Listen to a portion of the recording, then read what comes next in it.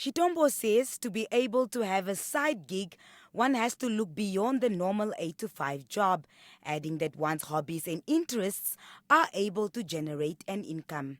Small businesses are usually built around a core skill, as I mentioned earlier, and something that the owner is good at, something that the owner is talented in, and that core skill which forms part of or is their main business. He says the trick to succeeding in the gig economy is to rely on what they call the underground referral system. The underground referral system, you need to join one, whether it's in a formal setup or in an informal setup.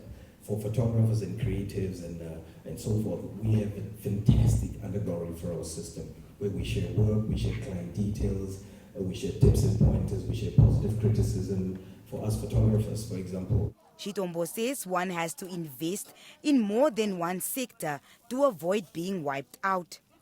when people didn't gather as much as we would have liked for them to gather during the COVID time, I had to diversify a little bit, so I did a bit of agri photography. I visited a couple of farms, I took a couple of pictures of livestock and their fields and so on, because agriculture at the time did fairly well. So certain industries that did well, agriculture, ICT, healthcare, as Theo mentioned earlier. So those are also some of the businesses that we try to target as well.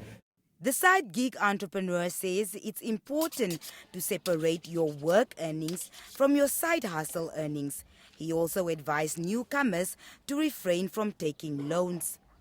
If you can run a business without a loan, without equity from investors, do so. Only reach for outside money if it is absolutely necessary.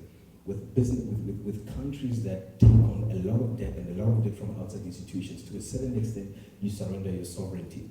For businesses, if you constantly live on loans and so on, you surrender a little piece of yourself. So in as much as you possibly can, use your own money for your business. Shitombo was speaking at an event themed Changing the Wealth Narrative for this generation in Windhoek.